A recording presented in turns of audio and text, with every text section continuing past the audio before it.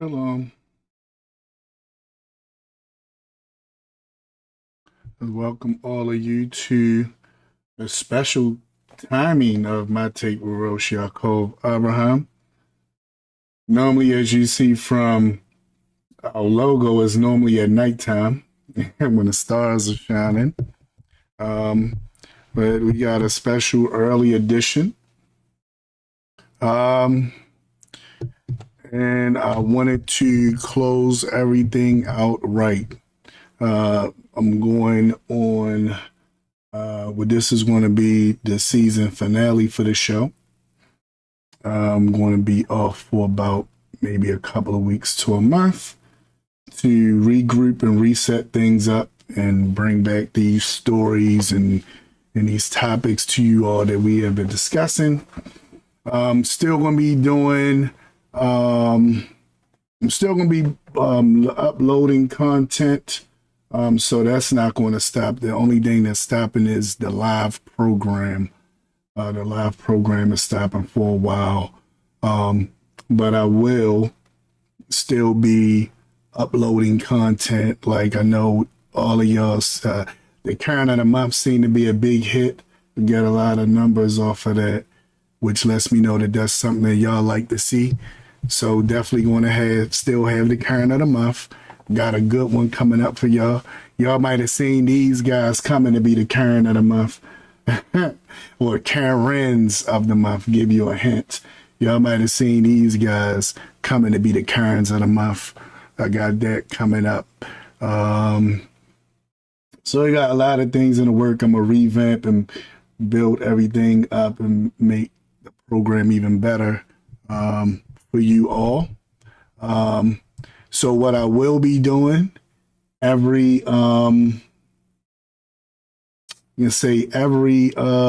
week, at least one time of the week, I will be dropping one of the old shows. So if y'all see something go live and y'all like, hey, he went live, is more than likely is going to be the instant replay, or not the instant replay. The previously recorded. That's what I was going to say. This is a previously recorded program. So you'll see those things pop up as well. But again, I thank each person that's been with me so far. Got a good low amount of subscribers. Could use more, share it, talk to your friends. Anybody that's interested in knowing how Torah relates to the world and events that we see happening around us, because that's what we focus on here on this channel. And again, for those of you who don't know me, my name is Rosh Ya'acob ben Abraham. I am a rabbi at Gethsemane Spiritual Temple Congregation. At our congregation, we focus on Torah knowledge and, of course, following the Mashiach. So if you're interested in Torah knowledge, as we're going to present on the show, please tune in from there. And again, please like, share, and subscribe to the channel. If you haven't already, if you're one of the people, I see sometimes I have 300 views here and 200 views there, and my subscribers are still 59. And I'm like, golly, all these people looking. All they gotta do is just hit one little button, subscribe. That's it. Like,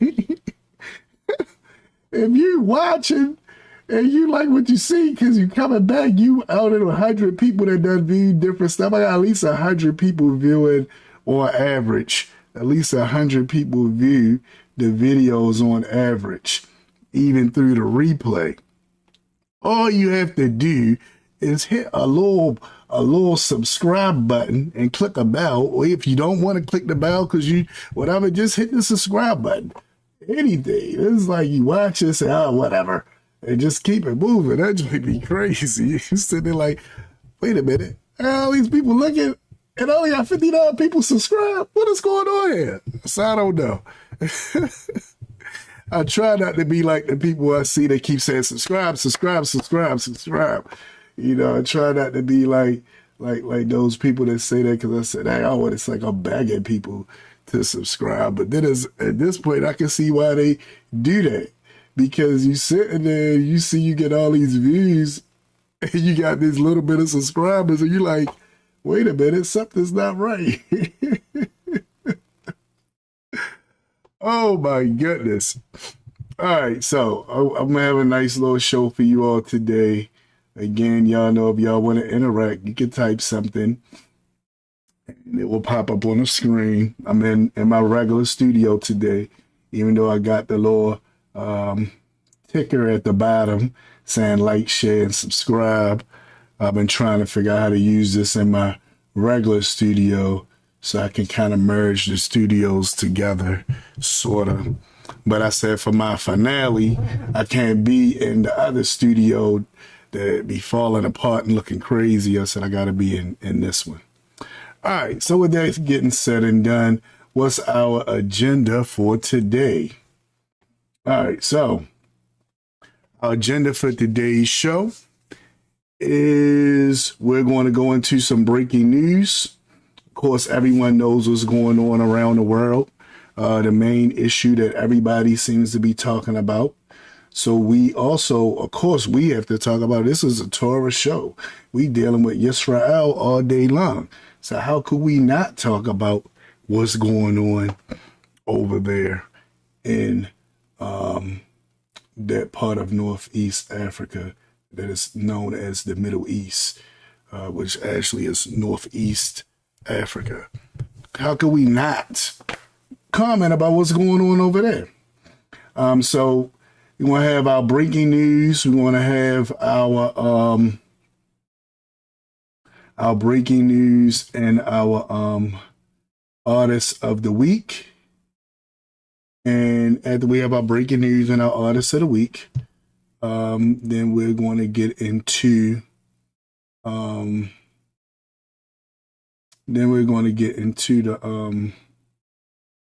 current, not the current of the month. Then we're going to get into what you all tuned in for, which is to deal with this idea of a vision of hope. What do I mean by a vision of hope? What are we to understand about that? So I'm going to touch on different issues. So much information, so much that I want to say. So many clips and stuff that I wanted to use. But I said from last week when I had a whole lot of clips that would just say like, it was like, what in the world? I said, you know what? I got to budget it out more and not just be like, oh yeah, clip. All right. So that's where we going at from there. All right. So with that being said and done, this is our breaking news.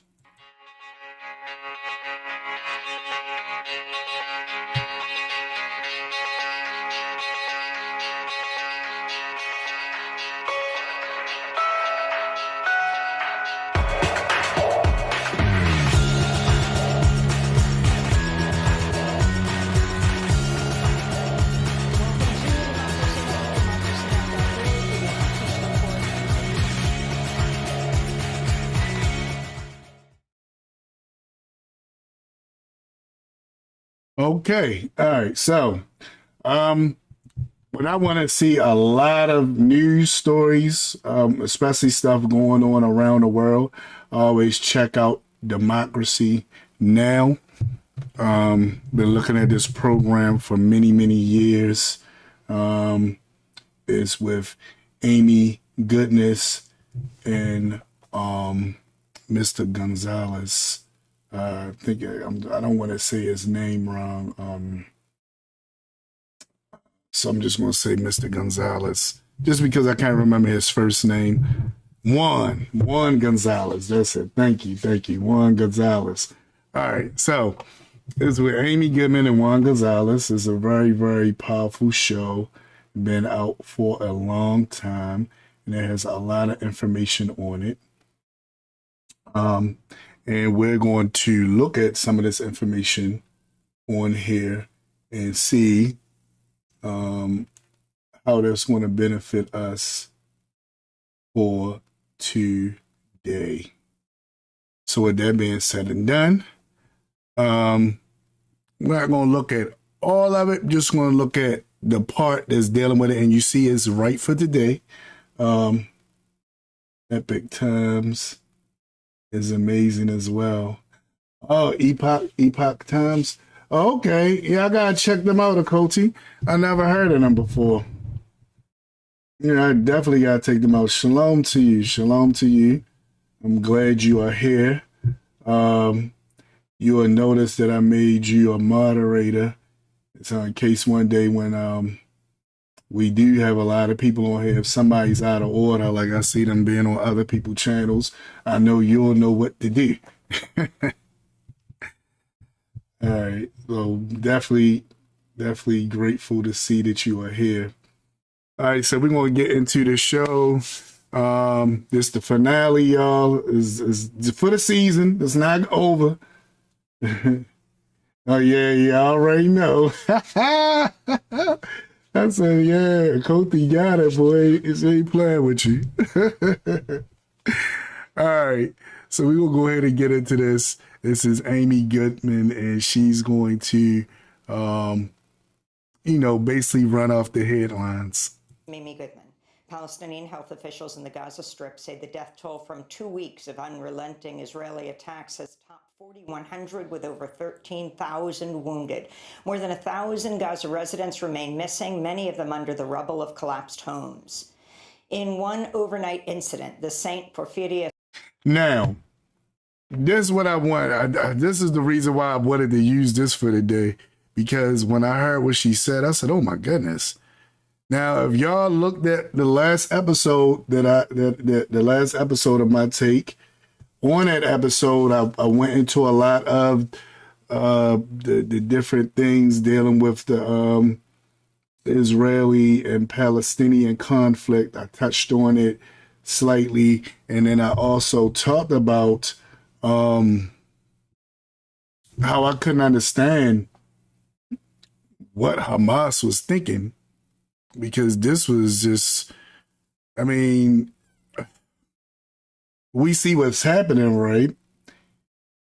The Palestinians have lost 4,100 people so far have died.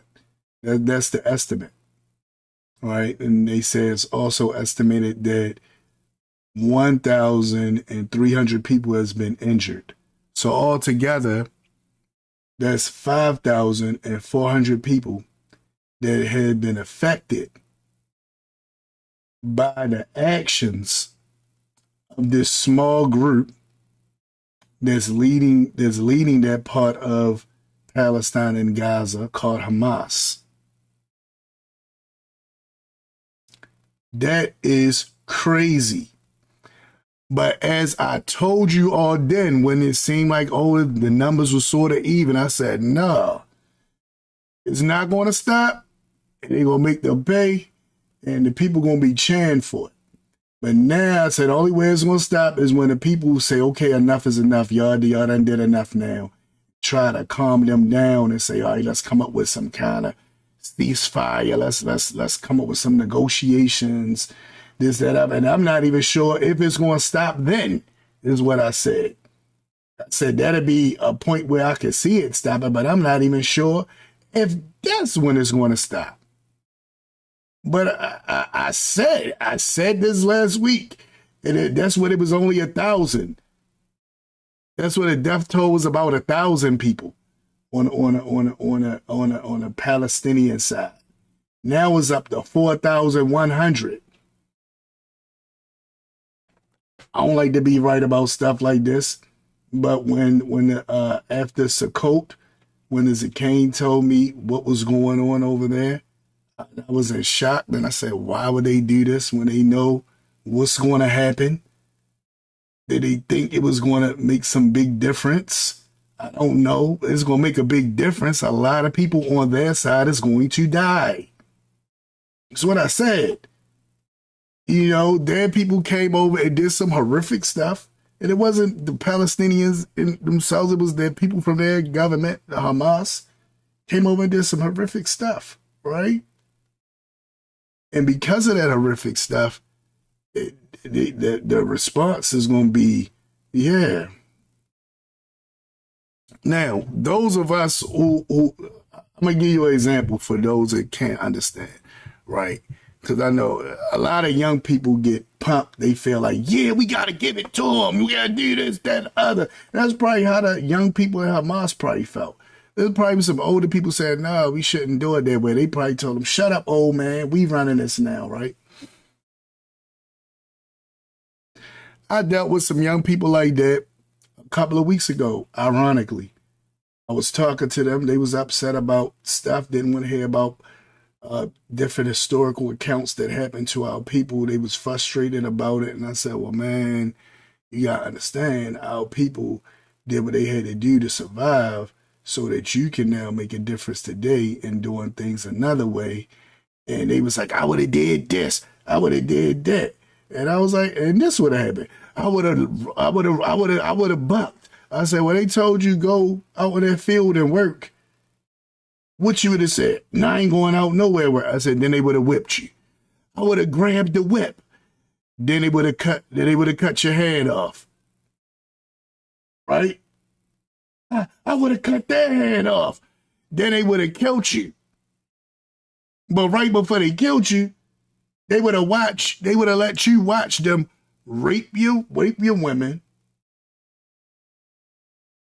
kill your kids and all this stuff. And I know it to them it sound like, but I'm like, dude, there's no win, right? And I'm just was giving an example from stuff that we went through here in America, you know, because everybody keep trying to paint their story close to our story, right? Whenever it comes to different conflicts, it's always we gotta paint them close to stuff that's going on with black people. Even though, you know, when many of them come over here, they not looking at us like, oh yeah, we brothers and sisters. Not all of them. Some of them, yeah, but not all of them. Some of them looking at you. I've seen them in the corner stores in the hood. Like, it's terrible. You be sitting back thinking, dang, man, like, how you come over here and you act this way? You see what I'm saying? But I'm going to leave that alone. Hey, everybody in the hood that be around them, though, I just showed y'all the video last week or week before last when a guy that was from that part of the world grabbed a black woman by her throat and was choking her, and she was hitting him in the head with the basket. And then I seen a clip that I was going to show y'all where it was an article with him on the front was looking regular, talking about, and black people still gonna buy from my store even though I did that. And I was like, wow, look at that statement. Nah, I'm sorry. Nah, I should have never choked the woman out like that. But people still gonna buy from my store, even though I did that to their women. Now what? I was like, the arrogantness, right? Really? Y'all still gonna buy from this dude's store, even though he did this? Okay. But anyway, I try to give my examples. The main example I could give you is Nat Turner. Right? According to today's standards, what Nat Turner did, they would have been like, oh, that's horrific. Oh, how could him and those slaves have done that? They were so wrong, right? Nat Turner, y'all know the history of Nat Turner. Nat Turner, we seen it on The Birth of a Nation, the movie The Birth of a Nation, right, where he depicted Nat Turner's story. Nat Turner allowed a rebellion against the enslavers. Historically, he got many people in the different plantations sent word to them saying, we're going to come there throughout the night. We're going to kill up master and his family. Whether they did something or not, everybody that was white, had to go even down to the children. That's when Nat Turner and them did. They killed everybody. People lied and said, oh, he raped the women before he killed them. There's nothing to say Nat Turner raped the women, but he killed everybody, right? Him and the brothers that was trying to free. They said the only way we can free ourselves is to kill everybody. They went to the next plantation, killed everybody there. Went to the next plantation, killed everybody there. Now people wake up, they don't know what's going on. They just get to plant, or by the time people do get to the plantations, it's like, oh my goodness, people dead. Like, what happened here? Where the slaves at? Where the Negroes at, right? Of course, someone snitched. They catch the guys that was doing, they start rounding different people up, but they couldn't catch Nat Turner. He was out. So you know what they begin to do?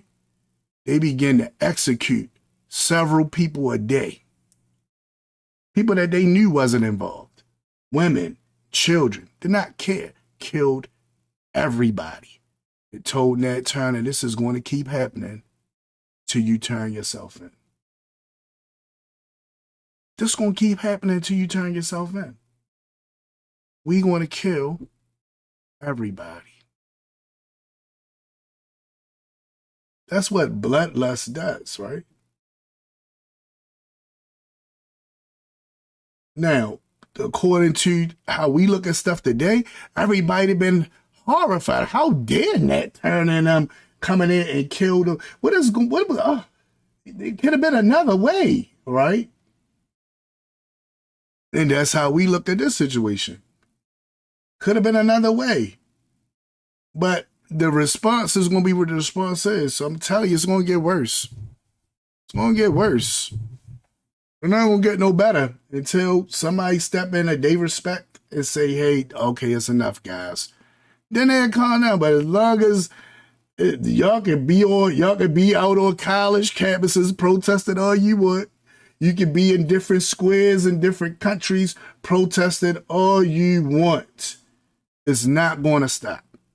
Sorry. I don't want to be the bearer of bad news. People probably be mad with me. How dare he say it's not going to stop? What are you talking about? Y'all don't remember what happened? They went to a festival. People at festival partying. And they just walked up and started killing them. And this was way different than the story of Nat Turner. The story of Nat Turner, our ancestors was enslaved on the plantations being whipped and raped and killed. This is a whole different story. That was them rebelling against the slave masters during Nat Turner's day, right? And they still would say now that was horrific and Nat Turner and them should have came up with a better way, right? These guys went to people that was innocently partying. Just partying. Having fun. It was the last great day, Shemini, etc. The last of the Holy Week, Sukkot.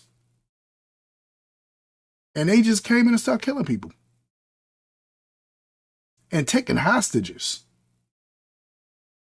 And then, of course, the stories came out, yeah, and they raped people too. Did they rape people? I don't know.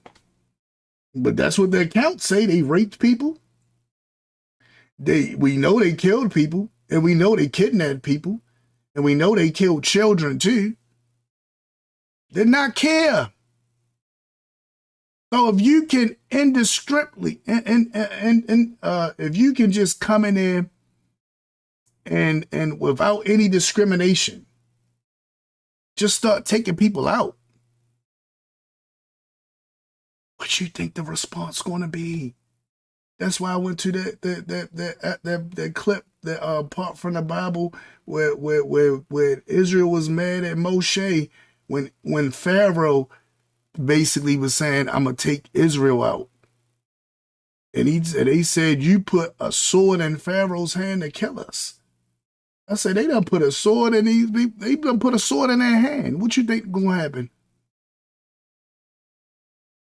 When I hear about the different stuff happening, all I keep saying is, now, if I was one of the Palestinians and that happened, I would look. If I knew somebody was Hamas, I would be leaning on them. Do you see what you did?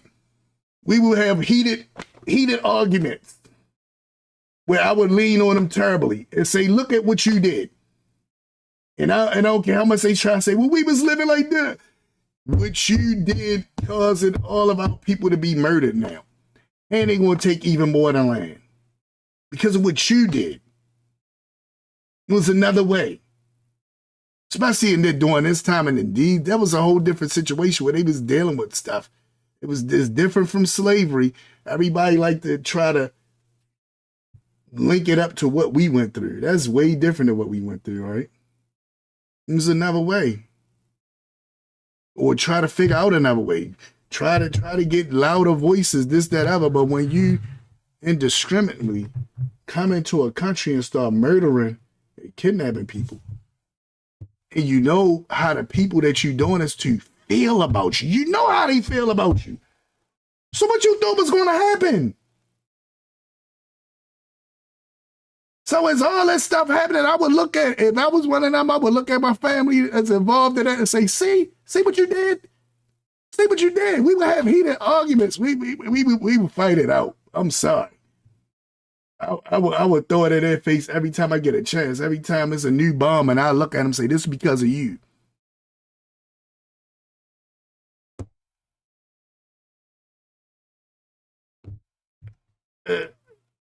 Anyway, let me get off my soapbox. This is why I wasn't really trying to get too deep on this part. But when I seen when she said 4,100 people died so far, I'm like, wow, that's just in 2 weeks. Next week, it'd probably be 6,000. Week after that, 8,000. Week after that, 10,000. Then maybe people will say, enough is enough.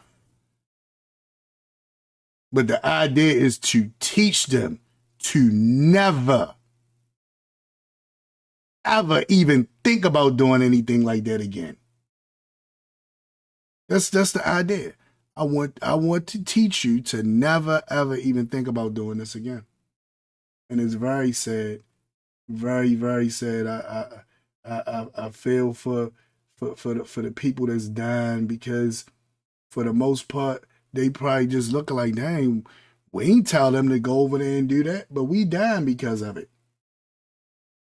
We ain't tell them go over there and do that crazy stuff they did, but yet we being killed. It's very, very sad. I seen videos with children crying and people holding their look, it's like him right there holding a little boy and holding little girls and running, and it's very sad. Very, very sad. And it's very sad. Democracy Now!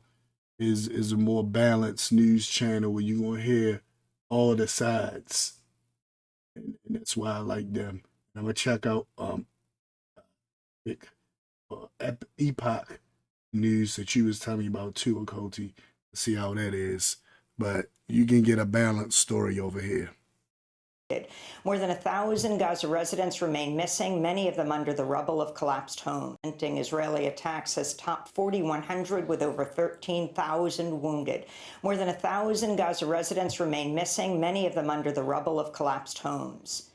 In one overnight incident, the St. Porphyrius Greek Orthodox Church in Gaza City, which was sheltering hundreds of displaced Palestinians, was struck by an apparent Israeli airstrike. Gaza officials say 18 Christian Palestinians were killed. Part of the 12th century structure, one of the oldest churches in the world, was reduced to rubble. This is a survivor.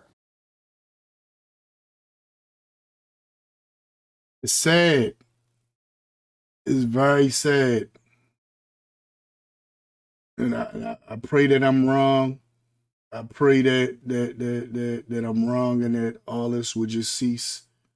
I didn't like being right so far, but I told Zakane that day, as we took the sucker down, I told him what was going to happen when he told me what happened, because I don't even really look at the news unless I catch it on Democracy Now! And I was just like, what? What happened? And when he said it, I was like, what? And I was like, why would they do that? Don't they know what's going to happen?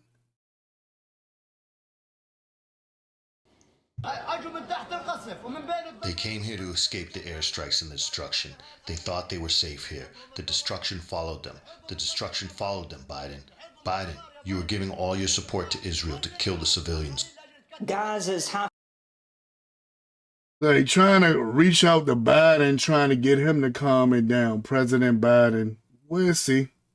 That probably be the only. That probably will be the only voice that Netanyahu will listen to, if he listen to him, will probably be Biden. We'll see. I don't know. Hospitals are on the brink of collapse with shortages of fuel, electricity, and critical medical supplies. Doctors at Nasser Hospital in Khan Yunis have resorted to using vinegar to treat infected wounds. According to Gaza's Ministry of Housing, at least 30% of the territory's housing units have been destroyed, rendered uninhabitable, or damaged. This is Asma Sabah, whose family has been forced to move to a makeshift tent city in Khan Yunis. Look at the children. We now live like our ancestors in 1948. We are displaced from our homes, just And so see how they brought it back to 1948? Because remember, that's when they first went in there in 1948. You know, the Zionists moved in there. I believe it was from the Balfour situation, where they had that agreement with them, and that's when they went in 1948. It was like sort of like what's happening now, like she said. It was a real bloody time, and a lot of the Ashkenazim at that time had died. Excuse me.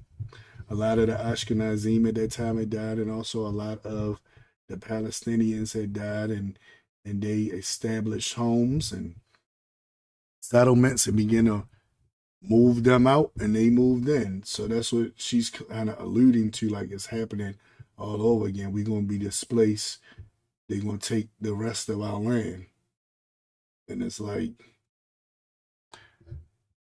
all I keep thinking is, I would really be, I understand y'all looking at them like, hey, y'all doing this, but we got to remember how this part started.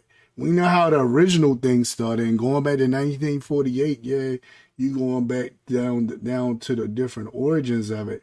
But this conflict right here started from what happened on a couple of Shabbats ago on Shemini, etc. That's what this is about. like the reality. We live in tents. We left our homes to stay in tents, just like our ancestors. We never expected to be here. Oh world, have mercy on us. We want a truce. We are tired. What does Israel want from us? What you think? Like, when I heard this, I'm like, what does Israel want from you? What you think they want? Like, what are you talking about? Y'all came in and attacked. Like, I'm like, am I the only one that's getting this? Like,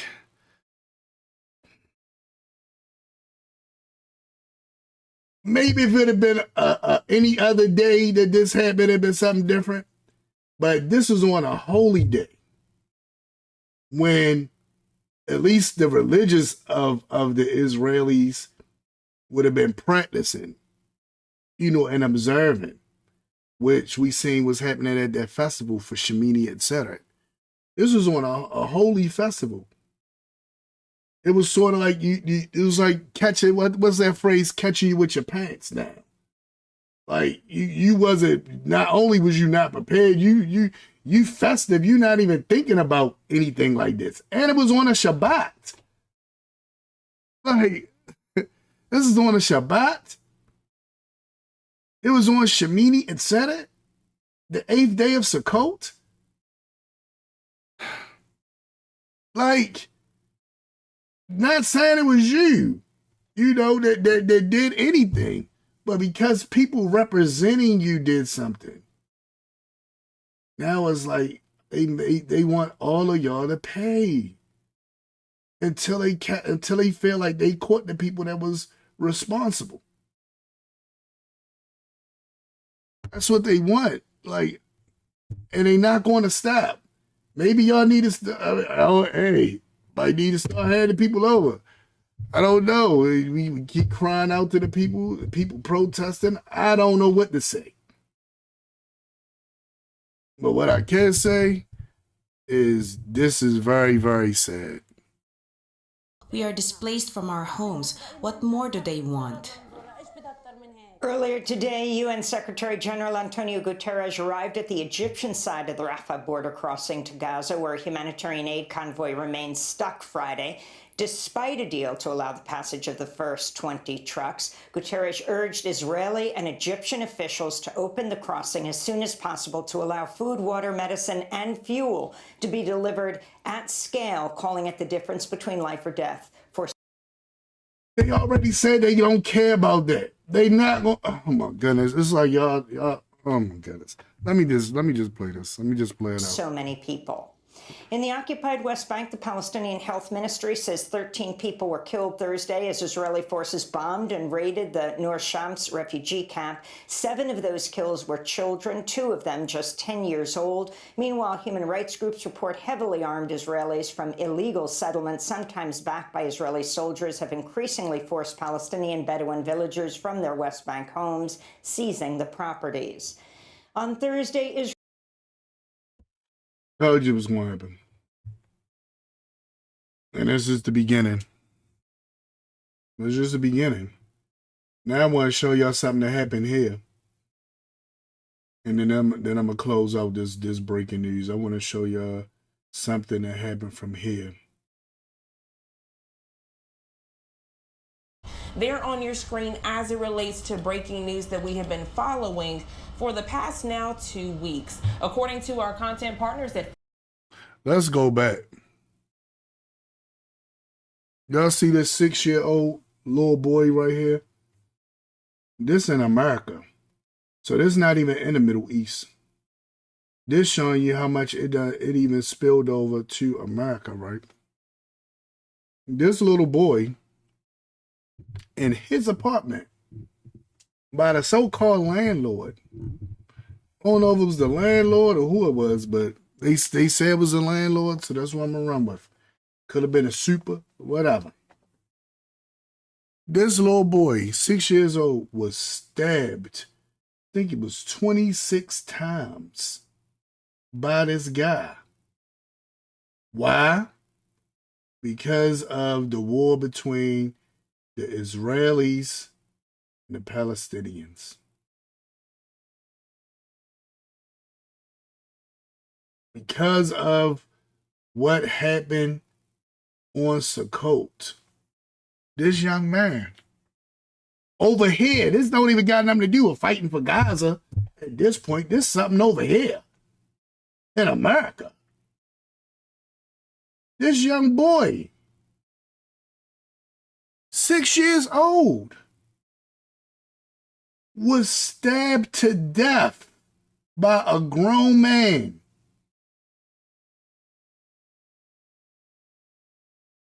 Because of the Israeli and Palestinian conflict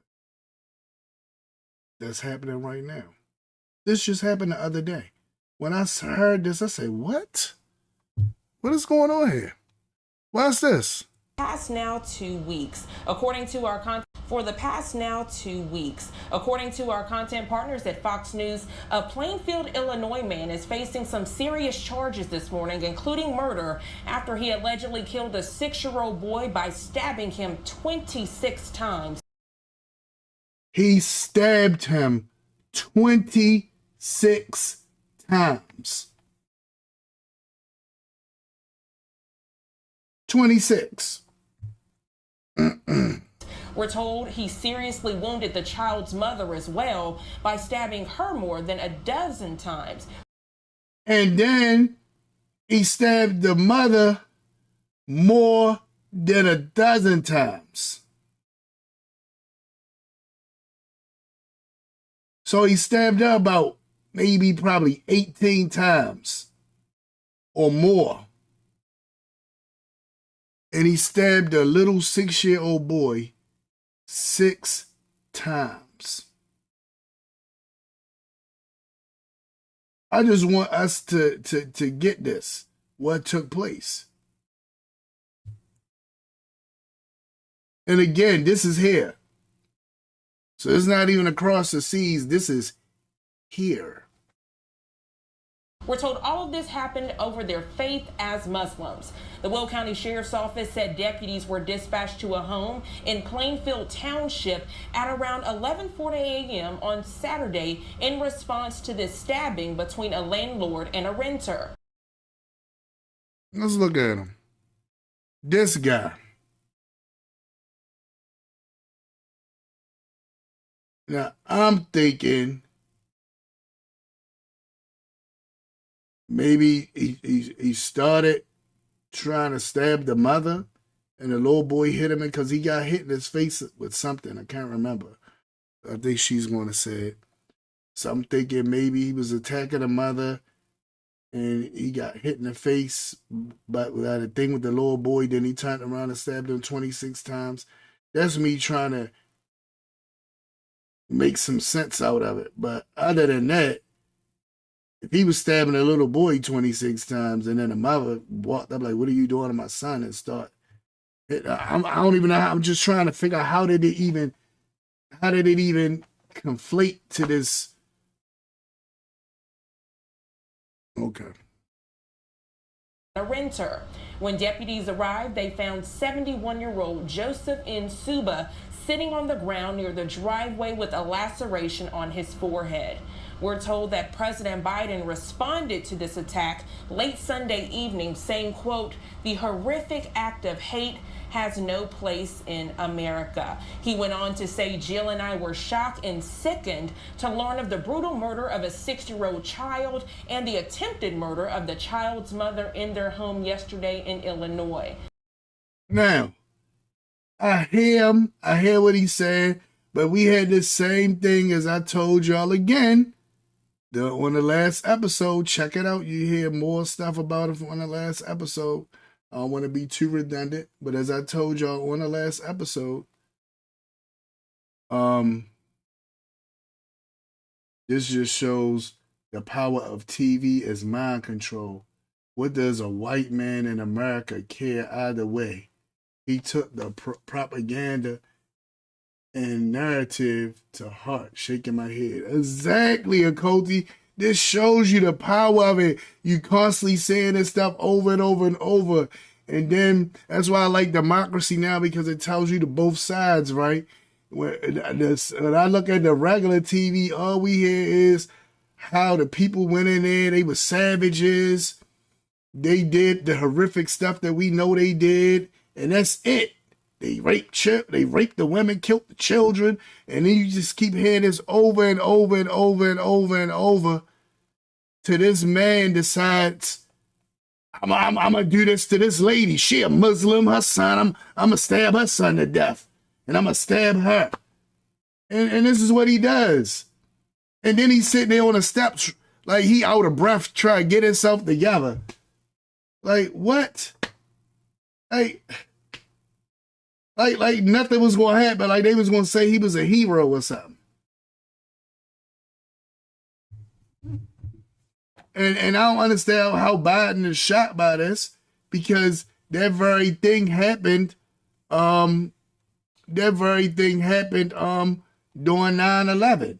When 9/11 happened here, if you had a turban on your head, and it was people who was Indian, who was from India, had turbans on their head, they would get attacked. Their women got attacked. They got attacked. People start beating them in the streets to where the news had to say, hey, everybody with a turban is not a Muslim. Everybody with a turban on is not Islamic. They had to get that out of them, because they was just running through the streets attacking people. So you start saying stuff like the new 9/11 and all that stuff, and it put triggers in people to act and do certain things. And that's why I said I like with democracy now, because they tell both sides of the story. and they keep it balanced versus when you see these other accounts and they don't do that. It sure did. You said it sure did. Plenty of people got killed for being Muslim after the coverage. Yes, I remember that. I was like, Dad, they just run up. People told me I used to wear the tallit. Well, I wore my tallit outside of my garments, and it sort of looked Islamic, even though it wasn't. But it looked that way to certain people. They couldn't tell the difference. And people like, man, you better not wear that. They gonna think you're a Muslim. You gonna get attacked. I'm like, what? They're like, yeah, don't do it. You know, so that's why it's just started wearing more my tallit katan underneath instead of wearing the gadolah outside like that, because people's like, nah, don't do that. You might get killed. Like anything can happen. Cause it was like everybody wanted to join the military because we need to fight. We need to fight. It was bloodlust. People was angry. People wanted somebody to pay. So it was like I'll never forget this. We was young, right? I know I keep going off the subject. I'm gonna try to get back. We was young. It was this movie called Boys in the Hood. And on Boys in the Hood, Ricky got killed. Everybody know the famous part where Cuba Gooding Jr. says, Ricky! And he tries to run. And every time you look at that episode, you be like, come on, Ricky, you can make it, Ricky. You can make it, Ricky. And then he just gets shot. And you feel sad. Well, imagine when we was young and we seen that, right? And we was sad. And then we became angry. So once Doughboy got mad and they went to go get the guys, it was like we was in the car with him. As he was riding looking for the guys, we was in the car with him. When Cuba Gooding wanted to get out, we was like, you sucker, go ahead and get out. We riding with you, Doughboy. He got out and went home. We was in the car with Doughboy. When they ran up on the dudes and started shooting them, we ain't say, oh my goodness, that's horrific. Why are they doing that? Why are they just killing these guys like this? We jumped up out on our feet like, yes, kill them all. We cheered for it. Because we just seen a horrific thing happen and we want revenge. We want revenge. We want somebody to pay. And we seen that on the video with what Netanyahu said. He said, we're going to get revenge.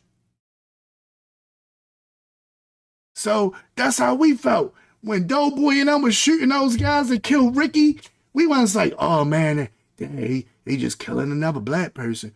We was happy. We was cheering. I remember clapping my hands like, yes, get them. Get them right now. They killed Ricky. Somebody got to pay. They killed Ricky. And that's how it was with 9/11. People was like, oh my, you know how many people joined the military during that time? That had another path they was going in life and said, no, I need to fight for my country. Let me join the military. We got to fight against terror. How you fight against terror? Is that fight ever going to end? But that was the thing. It's a war against terror. We got to fight against terror. And all kind of people jumped and joined the military. All because we seen what happened. It was so terrible. So when that happened and in the news showing it over and over and everybody's in shock, and it's like, how could this happen? And it happened in the Holy Land. And it happened on a holy day. And they did it. And it's like, oh, this is so disrespectful. Somebody got to pay. And now we see the results of it. This guy runs up on a 6-year-old little boy and stabs him 26 times. 26 times. And then, if I go with the version, he was stabbing a little boy first. The mom hits him and try to get him off of her son, and he stabs her over a dozen times, so at least 16 to 18 times. She gets stabbed. And because she laid there probably dying out thinking I'm dying with my son, that's when he stops and he go out and sit on the steps like he accomplished something. What did you accomplish, fool? He go out and sit on the steps with some lacerations on his head like he accomplished something. What you trying to come up with the story you was going to tell why you had to kill a little 6-year-old boy?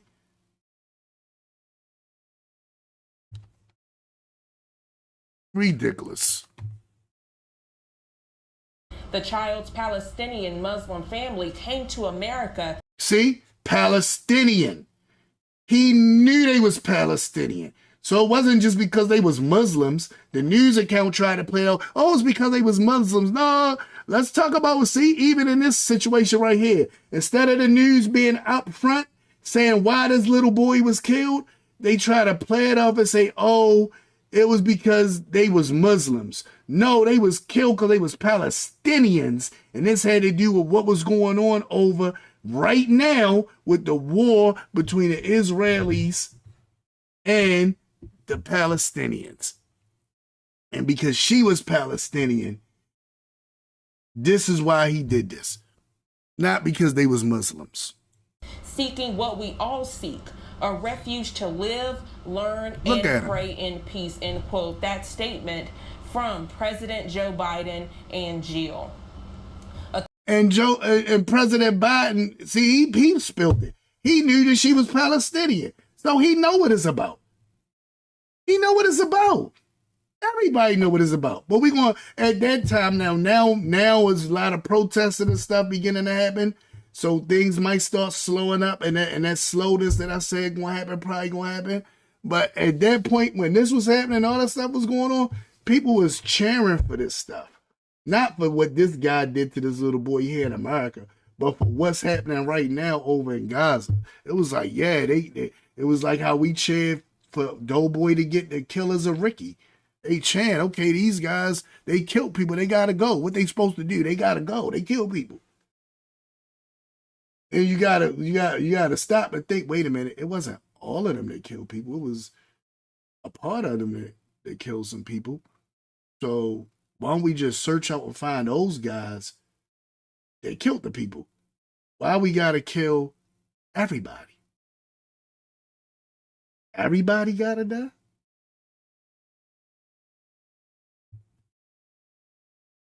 Authorities saying deputies found 2 victims suffering from multiple stab wounds all over their body inside a bedroom of the home. Now, all 3 individuals were taken to a nearby hospital to be treated for their wounds. Authorities saying one of the victims, a 32-year-old woman, was in serious condition and had more than a dozen stab wounds to her body. She is expected to survive the heinous attack. But again, sad news this morning after this man is accused of allegedly killing the 6-year-old boy over. Wow.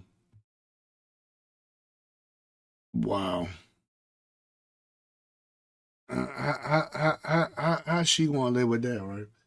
You came to this country to escape stuff like that, and your landlord come down there and kill your son right in front of you, and then try to kill you because you came from Palestine.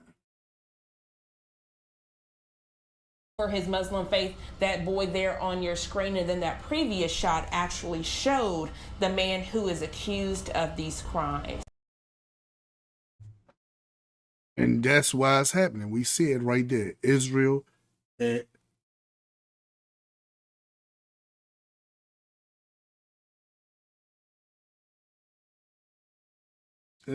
war. All right, so that's it for our breaking news. We want to get to the artist of the week. Excuse me. And then from there, we want to go into the reason you all are here to hear about this vision of hope. What is this vision of hope about? What in the world do I mean by that? I'm hoping this is set up the right way. We're going to see. Everything is going so well, and then I click this button and it do something other than what I wanted to do. I'll be like, oh my goodness. But let's hope it works. So this is our artist of the week. Oh, get it? It's not doing anything. No. All right, so I gotta fix that. I know it. I kept saying, I don't know if I changed this. Hold on, let me do this while I'm doing this. We can because this artist of the week that I got right here is her name is Zemira Yisrael or Zemira Israel, and she has this nice song that's talking about her love for Israel, not so much, not like the nation. I mean, not the country, not the state of Israel. Or she's talking about the people of Israel, the Israelite people, right? And I felt like it was fitting during this time to have this as the artist of the week, and actually put in there. I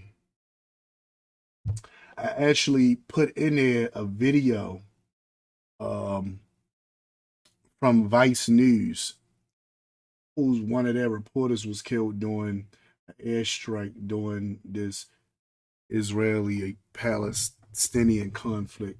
One of the reporters from Vice News was actually killed in an area that was supposed to have been for the press, but it got bombed mysteriously. And him and several other reporters were killed. So I even was going to touch on that, but I'm like, no, I don't want to get it. But this is stuff that we not hearing on. I don't know if anybody heard about this on the regular news. Guess where I heard about it at? Democracy Now! I don't think anybody heard about this on the regular news, right? But anyway, I'm going to go ahead and play this. I think I got everything queued up now.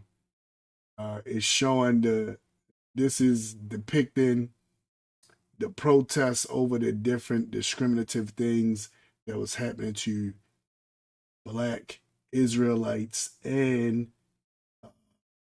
all the Black Israelites and Black Jews in the state of Israel.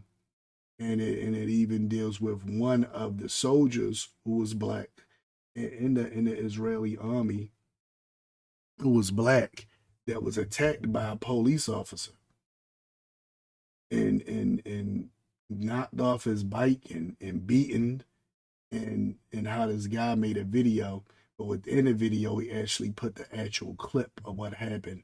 And Vice News did a very good thing bringing this out. This was I also talked about that before on one of my lives, talking about the discrimination that we face in the state of Israel. So it's something to think about. So put it together with Zemira song, and here we go. I love you. Ooh, yeah. Israel, I love you like I love myself. Israel.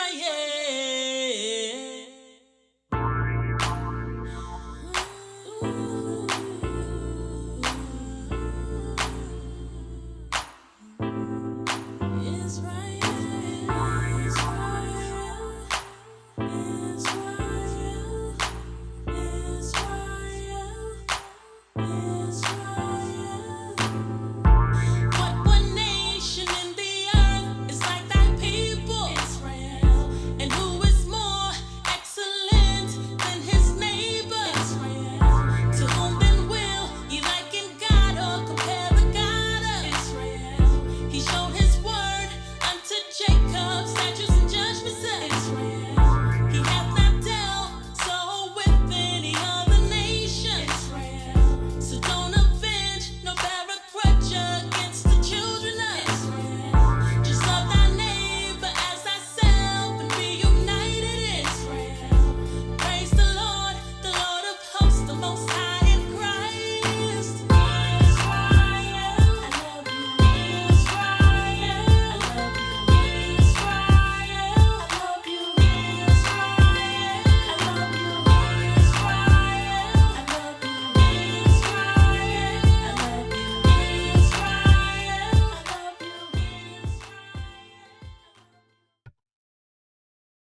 And again, that last part that y'all seen on the video from Vice News, that was the actual footage of the soldier. And we see him in his uniform being attacked, taken off the bike.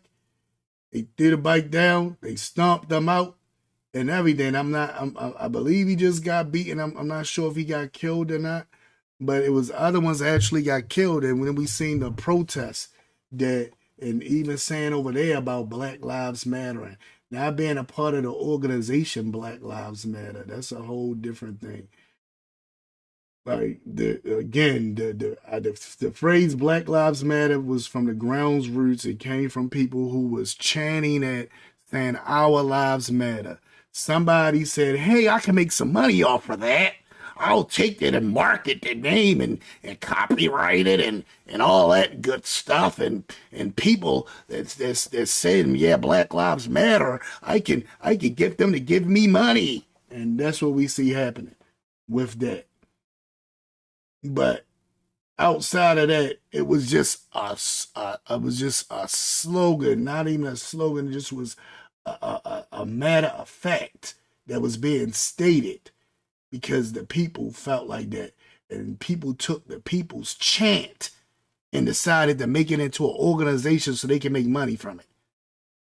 And instead of people checking with it and saying about it, they run with it. So whenever I show or say something about it, I'm not talking about that group. I know nothing about them. But so far they've been showing they've been taking money, they've been doing all kind of stuff. But when we see them out there with their signs saying Black Lives Matter, and even had it in Hebrew, where it said it in Hebrew, Black Lives Matter, they was talking about what was going on with them over there, where they was protesting. So it was a lot of things going on, right? A whole lot of things going on. But anyway, I just wanted to make that clear and point that out. And again, that is our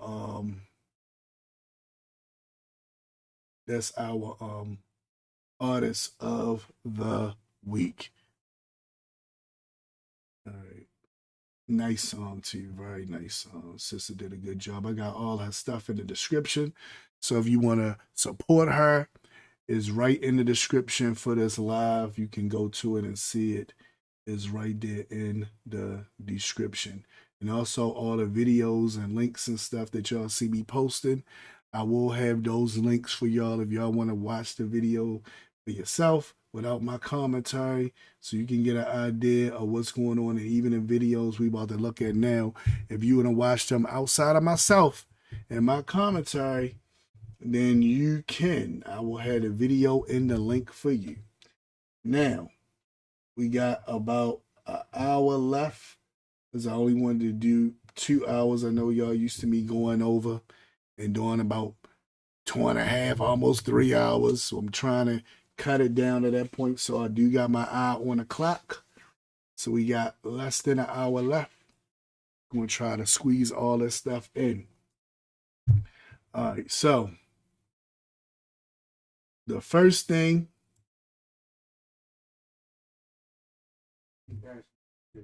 Couch. Hey, Jamie. Probably was disturbing like. Ryan, go back upstairs. I'm live. I'm sorry. I don't say don't get your green bags. All right, I got it. I got All it. right, sorry about that. Yeah. Sorry about that. Okay.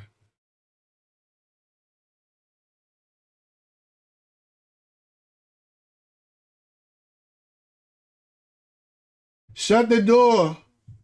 Y'all shut the door.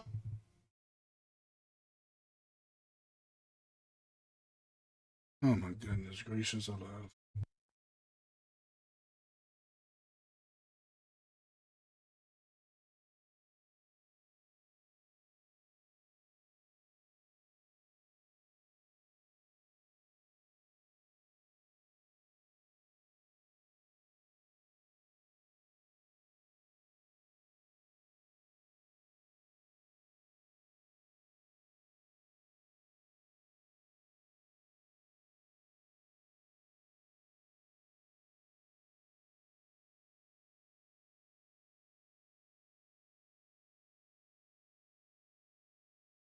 Oh no.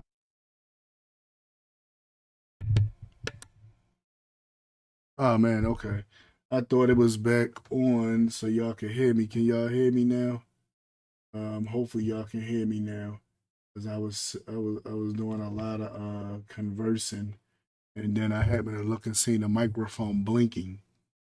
So again, as I was saying, it would take once we get to this part for it to start having glitches and stuff like that. It would take for this part to have glitches and all that stuff. At any rate,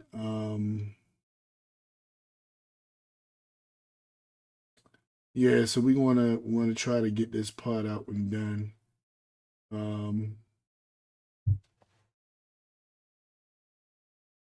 So what I was saying before I realized that my mic wasn't on.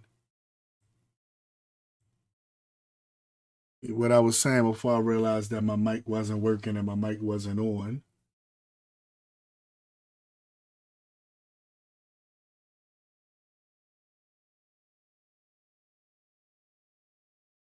Um,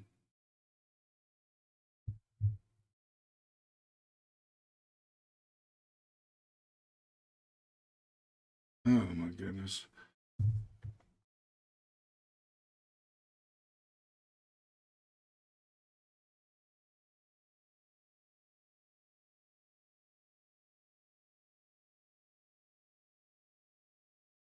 I think. What I was saying before I realized all of the different things that was going on, the freezing and all that other stuff, and interruptions and all that good stuff. But it is live, so this is what happens on live.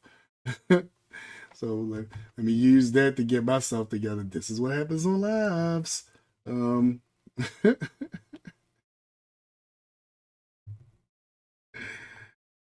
um,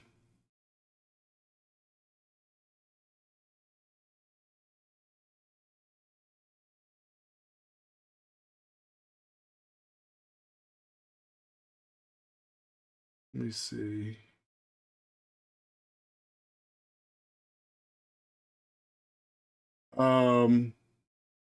Yeah, I lost my train of thought. I'm sorry.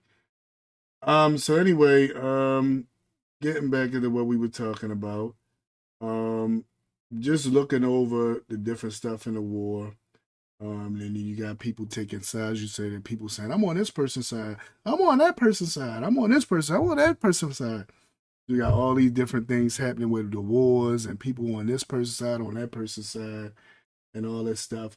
One of the things that I noticed, um, and O'Shea said this, was dealing with, well, how are we to look at what's going on with us during this time, right?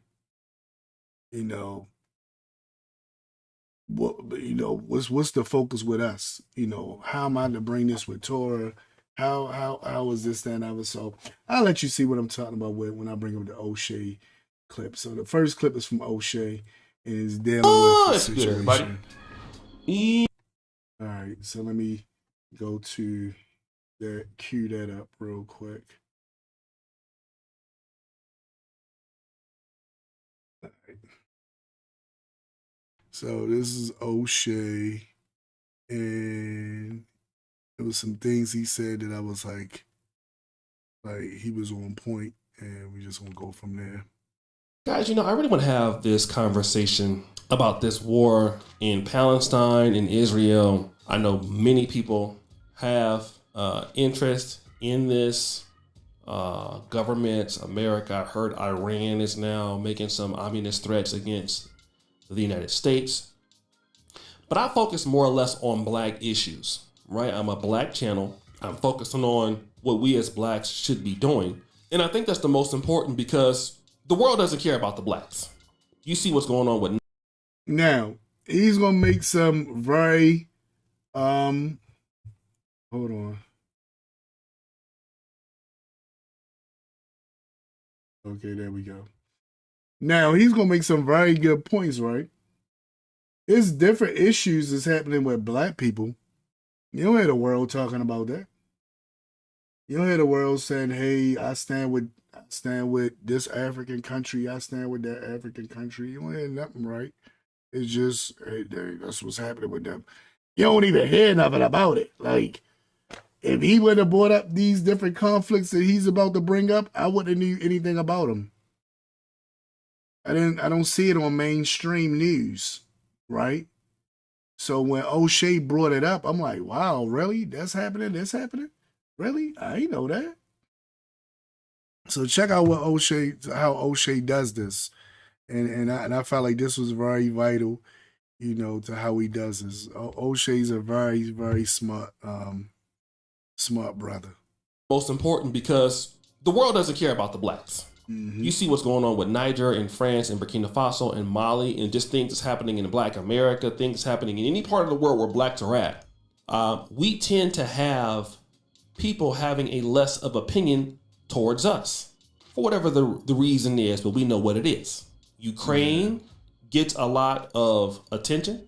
This particular war is getting a lot of attention. He's right. Remember how much attention Ukraine got? Right? But these places he talked about, I didn't even know stuff was happening over there in Africa. And like even now, this war right here, of course, is getting a lot of attention. But us as blacks around the world, we are not getting attention for our issues. And now, some people will say, well, hold up, this, that, and the other about that. But he's not trying to tell white media, hey, this is what y'all need to do, because he's like, okay, that's y'all, right? That's what y'all focus on. But black media, no, black media, y'all can't do that. Y'all need to focus on the issues at hand that's going on with us, black media. Y'all need to focus on the issues that's going on with us, even in these situations, right? And then I thought about that. I'm like, well, I'm representing, quote unquote, black media, or at least Israelite or Hebraic media, right?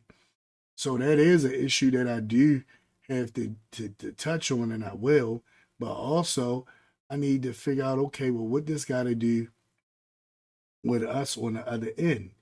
Because I see a lot of people coming up with prophecies that wasn't a prophecy, trying to say this prophecy being fulfilled. And I'm like, what are you talking about? I seen people saying, oh, this, that, it's just a matter of time. The Mashiach about to come back. And I'm like, oh, yeah, the Mashiach is about to come back. But what does this situation right here have to do with that? I seen people talk to different preachers about stuff. And I'm just like, dude, what are y'all talking about right now? So I definitely see what he was saying. It's like, okay, we got to be the focal point where when we deal with our people, we can say, okay, people, this is a situation. Now, look, here's us in a situation. What do we do?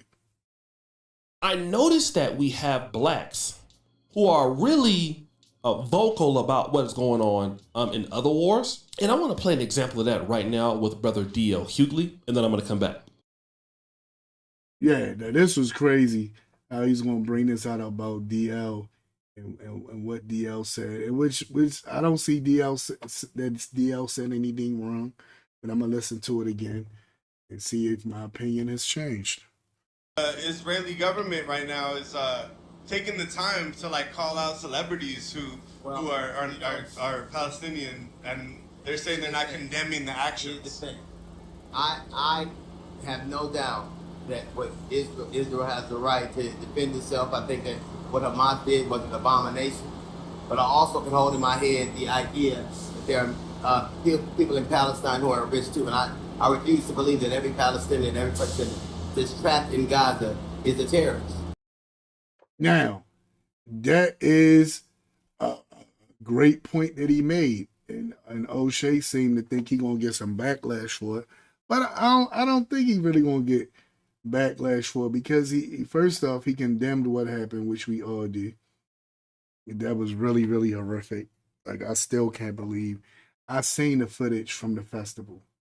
I seen a guy hide behind a car and try to play dead, but I guess a nervous reaction made his feet move, and a dude walked behind the car and shot him dead on camera.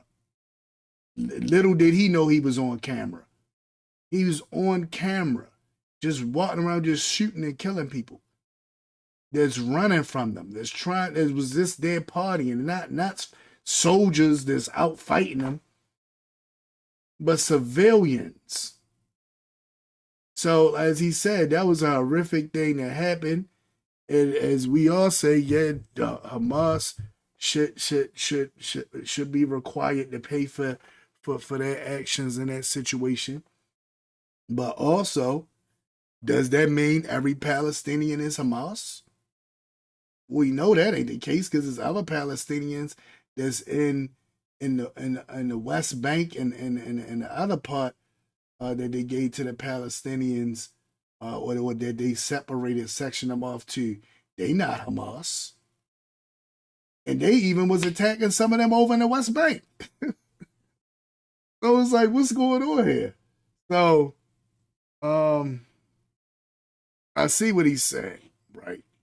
So I don't really think he's gonna get any backlash for this, because he didn't say anything wrong. Now, he didn't say, oh yeah, he rolling with Hamas and all that stuff. You know, he made it. He's very articulate in what he was saying, and he didn't say anything. You know, he pointed out how it was wrong, and he pointed out understanding, wanting justice. But at the same time, he said, I can't say every Palestinian is a terrorist. And I don't think it's appropriate to believe that one group of people has the corner market on humanity. They're human beings all around. Absolutely. And I think that Israel has the right to defend itself, but those people have a right to life too.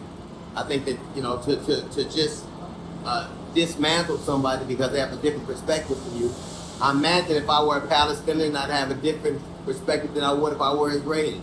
But I think that it's ridiculous to believe that only one group has people that are suffering, and only one group has corner market on humanity. Now, we've heard him. And what he's saying, his argument is against the media. Media is basically presenting it like only the Israelis are the ones that was the suffering, and the Palestinians, you know, is just what they call it, collateral damage, and that's it. And he's saying that it is wrong. Now watch what O'Shea said, because I'm rolling with O'Shea on this. His take, brother D.L. Hughley, he is a liberal, and again.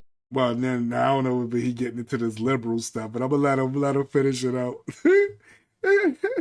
He said he's a liberal. Okay, let's hear what he about to say about the liberals. I don't know why a lot of black liberals feel, because on one hand they are always talking about black oppression, then on the other hand they start speaking on the issues that nobody has asked them about for the most part.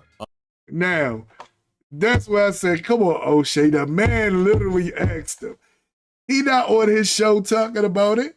He was at the airport, just got out off a plane or on his way to get on a plane, and a guy stick a camera in his face, say, D.L. Hughley, what you think about the war going on? Why you not standing with Israel?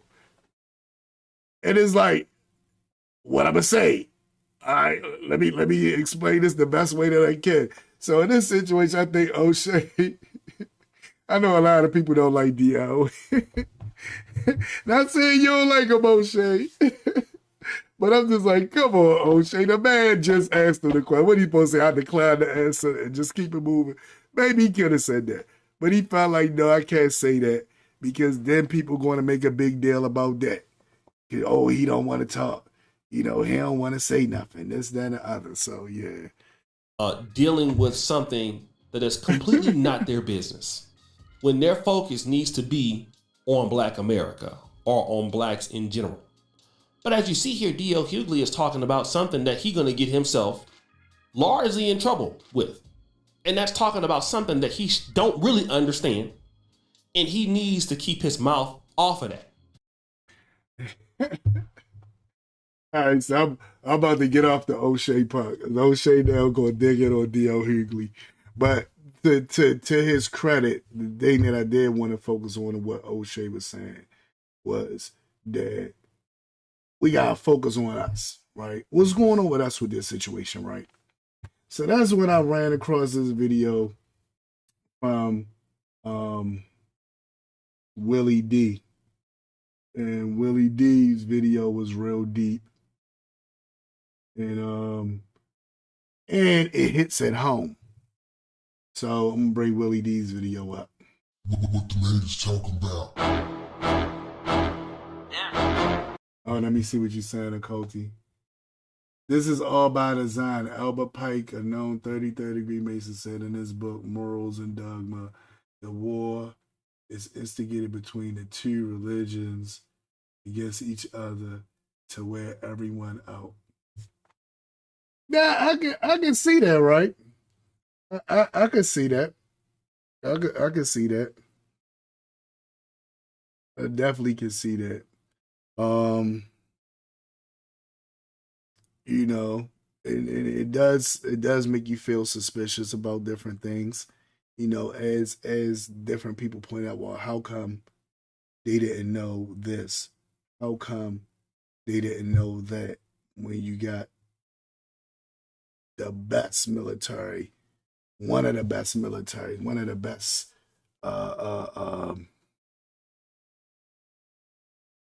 secret service organizations, I guess you want clandestine organizations in the world. But yet, y'all didn't know about some guys on with paragliders. I think that's what they call it. I don't know. It's like you don't want to say that this, that, the other. It's like it's like a catch-22, right? Because you don't want to say something that seems like it's heartless, you know, and on any side. That's why I said the thing was horrific, and then it's sad to see the outcome of it, the fallout. But I already knew what the fallout was going to be. So on each side, I'm like, I don't understand. I don't understand if they did have the intelligence about it. Why did they let it go forth? Some people will bring up, like you did, go to some old works from some Masonic people or from some other places and say, well, hey, it's because of this, right? Or some people will go to the art of war and say it's because of that, right? But the whole thing in general is just like, yo, like, the fallout is terrible. And all I keep thinking about the people who did go through with it. Did y'all not know what the fallout was going to be? Did you not know what the fallout was going to be? Did you not know what the aftermath was going to be of this? Was it just, I'm gonna attack first and see what happens? Because I could have told you what was going to happen.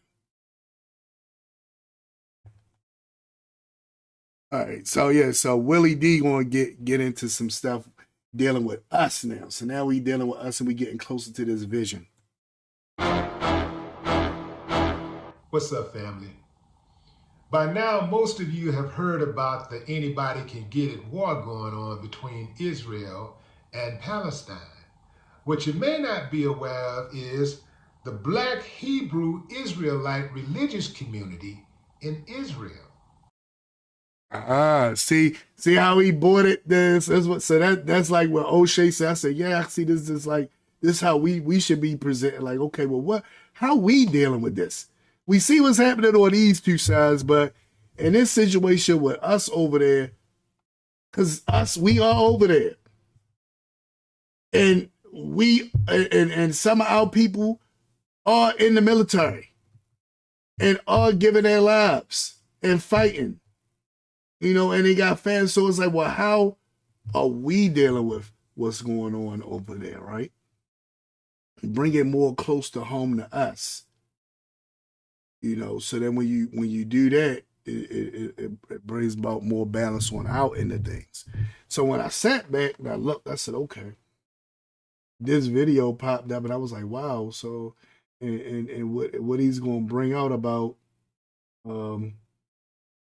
this Hebrew Israelite community that's over there. living in Dimona, it's gonna be some things that I talked about on one of the episodes of My Take. And I'll find those, I think it was 2 episodes of My Take that I talked about them on. So I will link both of those episodes in the description so y'all can see them.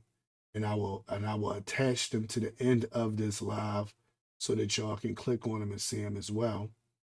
But from those 2 videos, and I might even click on a third because there's another video that deals with certain issues that happen over there as well. So it's actually 3 lives that I discussed, 3 separate things, but all of them tie in together. In this situation right here, what he's about to talk about is the Batya Yisrael community. I mean, not the Batya Yisrael community, but the Hebrew Israelite community. The Hebrew Israelite community were people that was like us, right? They awakened, they realized who they were, and during their time, they had a leader. His name is Ben Ami. That's who you see on that cover shot for the thumbnail. That's Ben Ami, and you see him with the sisters that were soldiers, and it was like a rejoicing time. And I'm going to tell you what the significance of that picture was, because it's part of the vision of hope, right?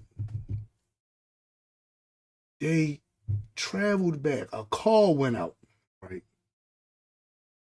The Israeli government that was set up sent out this call. They said, okay, we established the land of Israel, and it was trying to make it like it was a prophetic moment that the Israelites or the Jews were returning back to the land.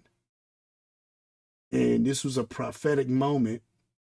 So the call went out that if you awaken within yourself and you realize that you are Jewish and you're Jewish at heart, it didn't say nothing about proving and all this other stuff. So a lot of people got in there at that time, didn't prove nothing.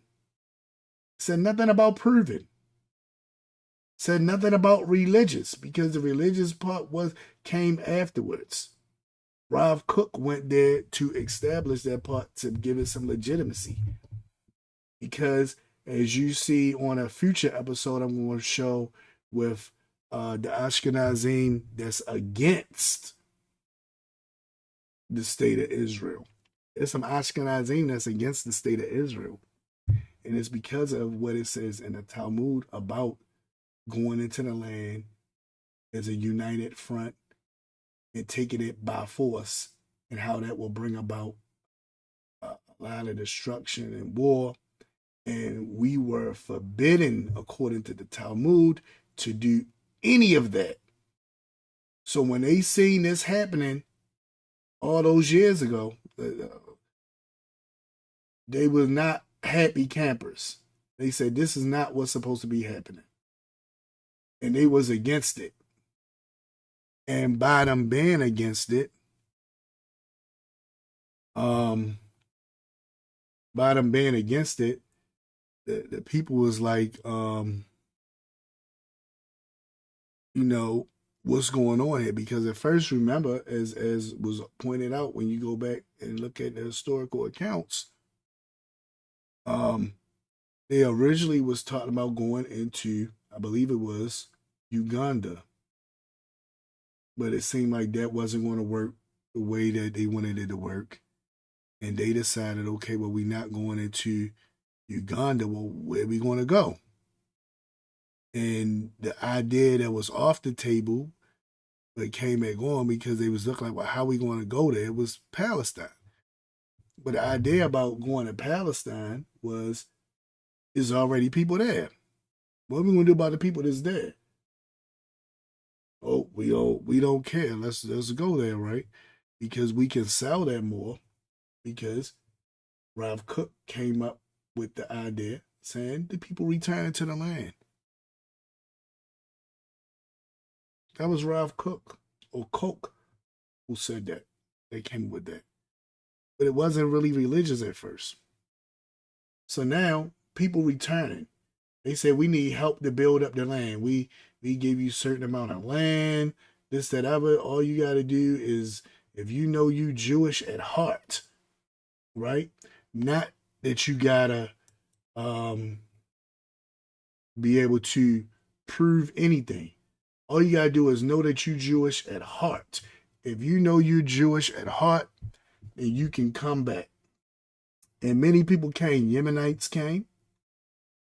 A lot of people from Russia came.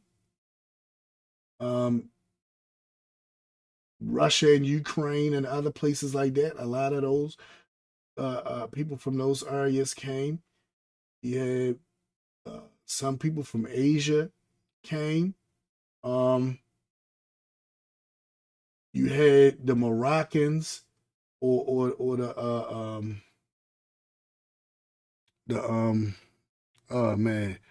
Mizrahi came, and they was discriminated against because many of them were dark skinned or black and brown. They was discriminated against, where they formed a group called the Black Panthers. And that's another episode. I'm gonna click into this. Y'all can see that. There's a lot to get into, right? And I got a lot of videos on it because I had one sister ask me about this. Sister Christina. And I was like, well, there's a lot to say. But I did talk about it extensively on different videos, so we can kind of look at those things and piece those things together. And I'm also gonna go back and re-edit different things and put stuff out, right? But it was a lot going on. And people was coming from everywhere. They even airlifted Batya Yisrael in there, because Batya Yisrael, out of all of them, had the strongest Hebraic history. Let me say that again. Batya Yisrael, out of all of them, had the strongest Hebraic history, because they actually, up into quote unquote modern times, had a monarchy that was built off of King David and King Shlomo, which the Emperor Haile Selassie was the 225th descendant of King Solomon. 225th. So they knew, okay, these guys are real. We got to get them over here, because this adds to the legitimacy, because even though they said it was debunked, it's this quote floating around where the president or ruler of Egypt, I can't remember his name right now, he had this quote where he said, we don't mind the people coming back to the land. If you want to go back to your homeland, fine, go back to Europe. He said, because I don't understand how the people left black and came back white. And that was a quote from him, right? People was upset about that now. They say, oh, that quote never existed. And that's why I was saying allegedly, and put allegedly, he allegedly said that, because some people said, that's been debunked. I hate when people say stuff been debunked, but okay. They say, that's been debunked.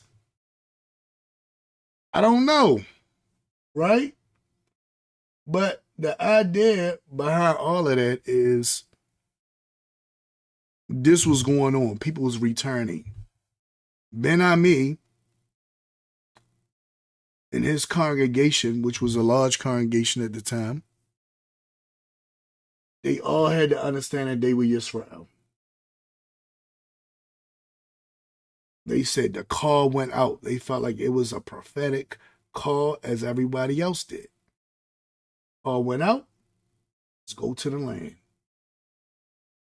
So they said, we got to go back into the land the way we left out. So they traveled back through west coast of Africa, went through to Egypt, came back and walked. So they actually went to Africa, walked through all of that stuff and traveled through land to get over to Palestine or now the state of Israel. So they did all that to get over to the state of Israel, right? They get there. What y'all think happened? Now again, remember the Yemenites came over. It was no problem. Sephardic, no problem. Mizrahi, we kind of got a little problem with you guys, but no problem, right? All these guys, no problem, right? I want y'all to see all these guys, it was no problem, buddy. We're with you, no problem, right? No problem. When we came over there, Houston, we have a problem. Who are these black people from America? We not accepting them.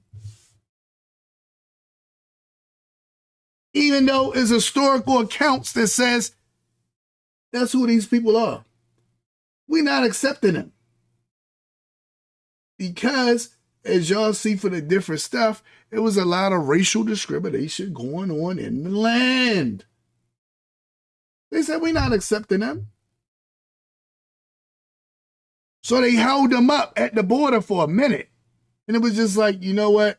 We did put that decree out. We're going to look pretty bad in the public eye.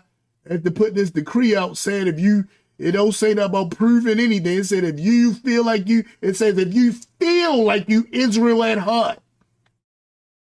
And when I do the new season, I'm going to have that decree for y'all. I'm going to be able to read it to y'all exactly what the decree said, right? It said if you feel like you Israel at heart. Not if you can prove it. Not if you was converted. Not if you was your mother Jewish. Not all those different things that we know about now, right? It was all about what you felt. If you felt in your heart that you belonged with the Jewish people and they was your people and you would have helped us build up this land, come on and we want to give you some land and blah, blah, blah, and so forth and so on. You get dual citizenship, all that stuff. Black people showed up from America. It was like, nah, we want to talk about y'all. What y'all here for? I'm not no Israel. We ain't going to let y'all think nothing like that. So these guys was like, no, we know who we are. We was called here. You said we feel in your heart, da-da. So it's like, how can we turn them down? So what did they do? They said, you know what? Let's give them this land way over there, away from us, that nobody wants, a wasteland called Dimona. Let them establish themselves there. They probably chuckled. It's only 100 and such amount of them. They probably die out in a couple of years or they get tired and go back. But they didn't. They stayed and they grew to thousands. Now they became a problem.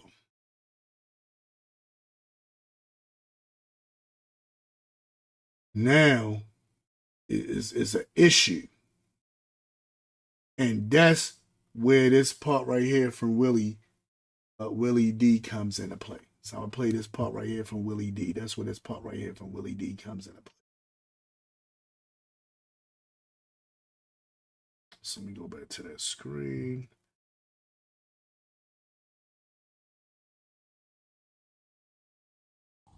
That's right, fam. They got black folks out there. About 3,000 of them.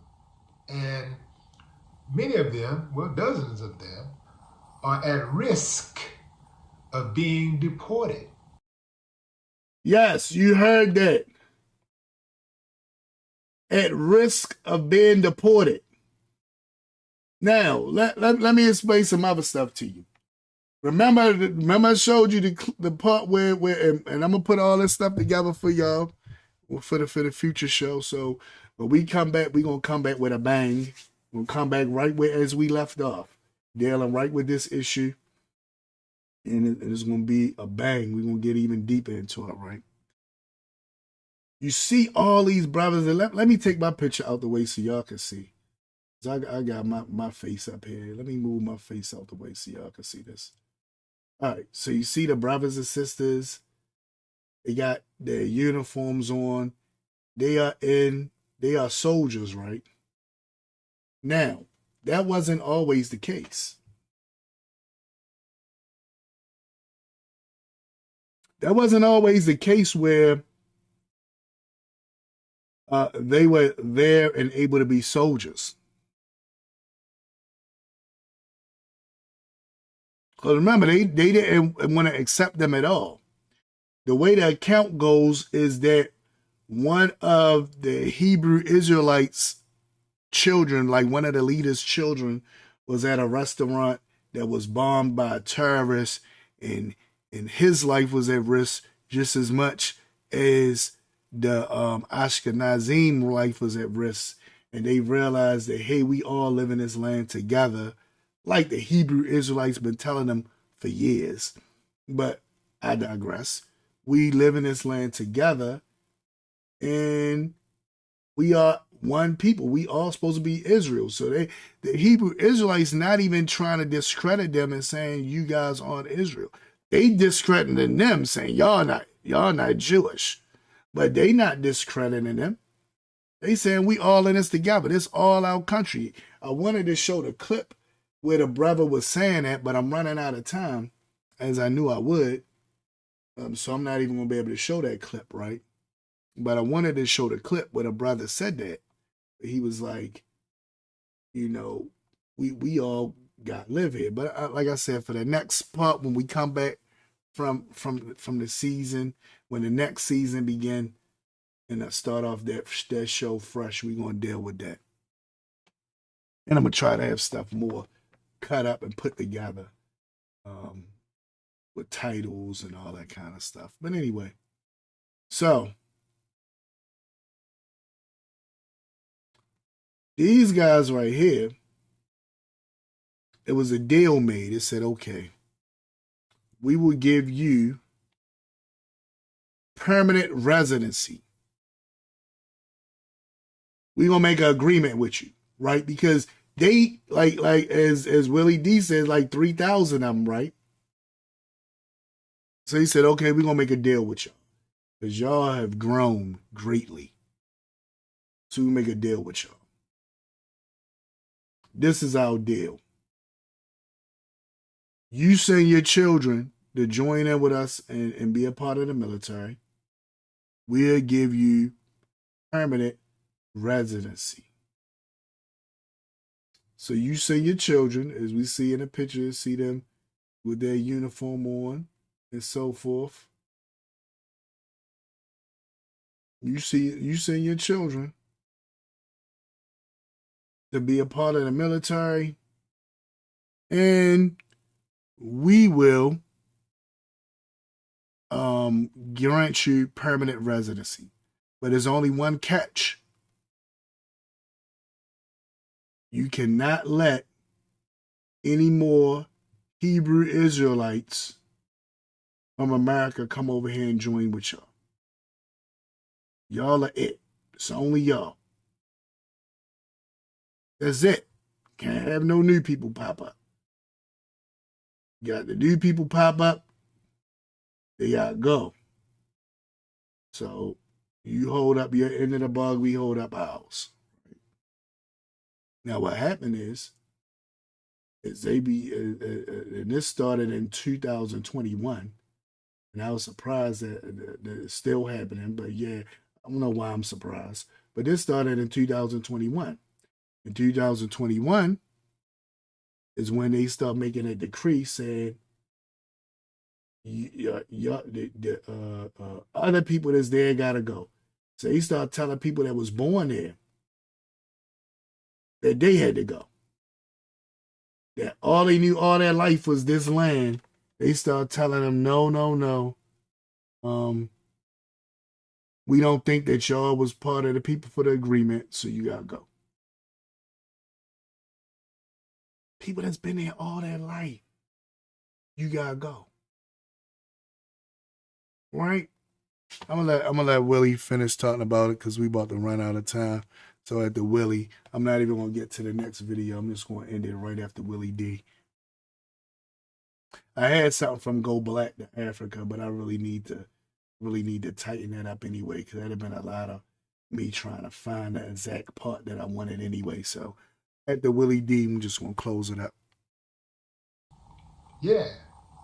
All of this happened when the group tried to formalize their identity in Israel. So apparently, once the idea of being just a permanent resident wasn't enough no more. We y'all need to actually say we Israel. We part of Israel. Establish us as part of Israel. We not just some resident strangers that's living there. Because they're treating them as resident strangers that's living there, that's following the Noachic laws. I already get the idea of what they said. We not looking at you as Israel. We not looking at you as Jews. We looking at you as strangers that's resident strangers that's keeping the Noachic laws. But they said, no, recognize us as part of you guys. We're here. Our children dying right along with your children. We all facing the same thing. If some of us, and the brother gonna point that out in the next video when I show it to y'all in the next season. Some of them was at that festival that got killed. So some of them got killed at the festival. So when he said that, I was like, wow, okay. So he said this directly affects us as well. Some of our children got killed at the festival. Now some of our children got to go to war because of what's going on. So now think about that. You fighting to do all this, and the people still saying, you guys got to go. Ain't that like a slap in the face? That reminds me of that stuff that where W.E.B. Du Bois was arguing against was arguing on a notion against Booker T. Washington was arguing on a notion of, hey, if we just go to war and show them we love the land as much as they love the land, talk about America, then they will accept us. And that's the same rhetoric that probably was said with this. Well, they will accept us. We show our children fight just like their children fight. We fight just like they fight. We show that all us are together. They will accept us. Did they accept us then? No. And W.E.B. Du Bois was really upset. I'm like, dang, like I thought it would make a difference. It didn't. And in this situation, even now, even in this type of situation, how could something like this still be on the books and you in the midst of a war and need all the people that you can have with you? But you still looking at these people saying y'all gotta go? I'm gonna let Willie say it. I'm gonna let Willie talk it out. Yeah, they wanted to formalize their status. Mm-hmm. And the government said, hold on, wait. Get up out of here. Get up out of here. Get up out of here with that. Back in 2021, Israel's interior minister sent letters urging members of the community to leave within 60 days, despite some of them having been born in the Jewish state. Some of those ordered out of Israel have lived in the country, forget this fam, more than 20 years. One black Hebrew Israelite said, I was born here, raised here, was educated here, and I don't know any other place in the world. Black Hebrew Israelites are groups of black Americans who believe that they are descendants of ancient Israelites of the Bible. The movement began in the late 19th century in the United States, however, later expanded in separate strands. Israel's Black Hebrew Israelite Community first came together in Chicago in the 1960s under the leadership of Ben Carter, a preacher who later became known as Ben Israel. His followers settled in Israel in the 1960s and 1990s, with many of them receiving citizenship and residency. However, some did not, along with other members of the community, and they are now being forced to leave.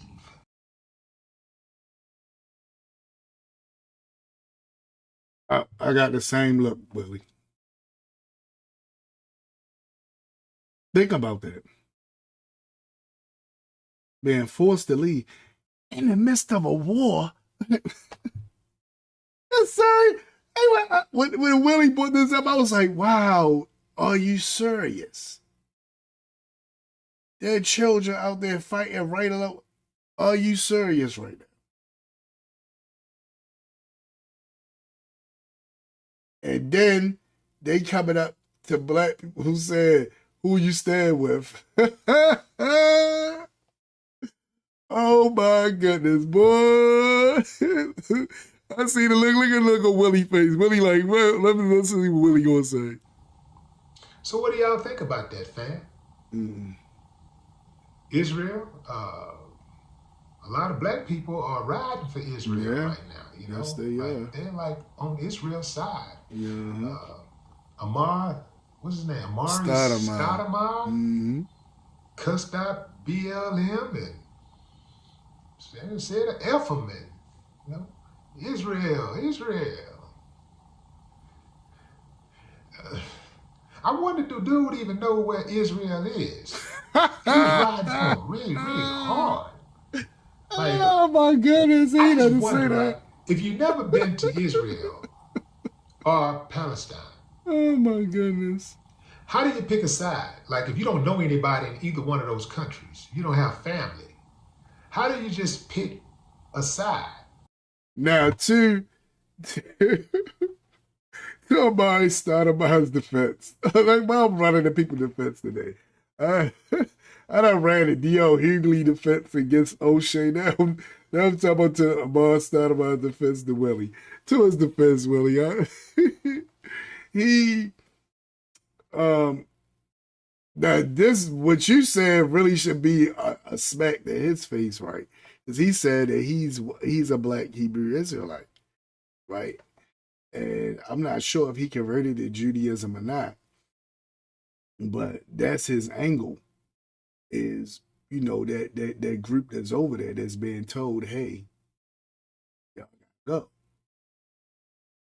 Not all of you.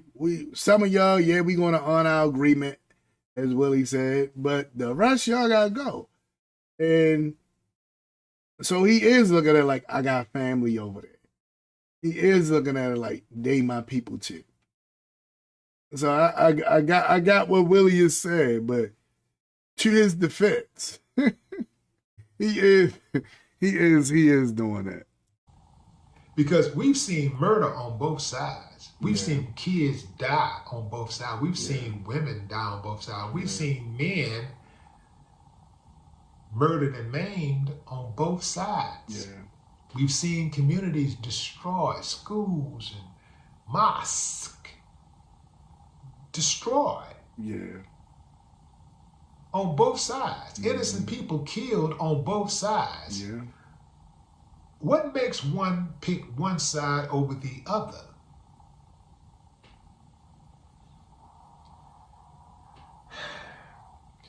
You know, I heard what Amari Stoudemire said.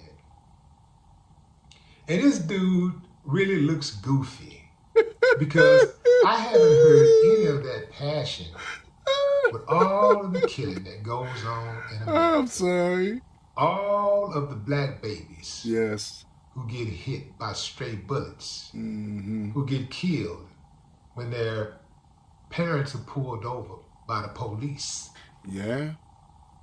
Or when the police run up in their parents' house or their grandparents' house with a no-knock warrant, and the kid get hit with a straight bullet. Haven't heard any of that.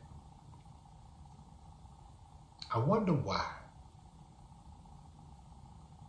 What do you think it is, fam? I don't know. I have no clue. Drop a comment. Now, the idea that the closes out on the right there, I got 3 minutes left because we started 5 minutes late. So the idea that closes on the right foot is, to answer his question, the idea is that you got this vision of hope.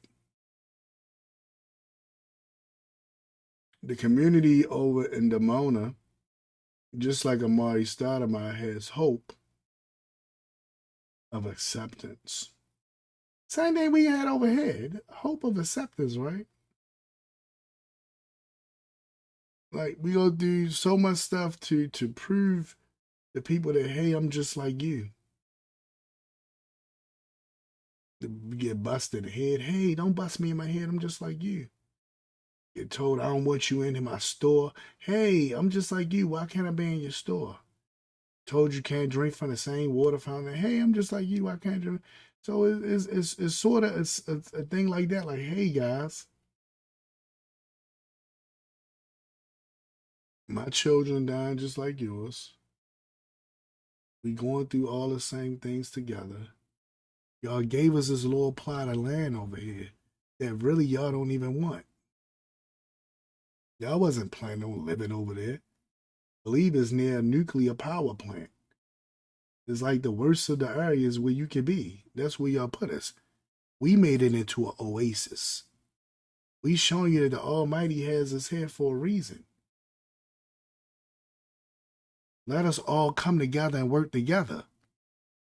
Like, if you hear the brother and his optimism, if I was able to show y'all that video, y'all would see how optimistic he is and idealistic about his vision of hope, his vision of trying to work things out. And that's what we seen happening over there. No doubt that was the understanding when they said, okay, we'll give you guys permanent residency if you let your children, your children got to become soldiers and fight and so forth and so on, because they needed more bodies. And doing all of that, they felt like, okay, the walls are beginning to soften, because at one time they weren't considered to do anything for us. But now they're giving us permanent residency. And who knows, maybe they actually include us as part of the people. Which is what Willie was talking about. And then to the people that's in there now, they're like, we done gave y'all enough. Enough is enough. Y'all need to go. That is a slap in the face, right? But they still got a vision of hope.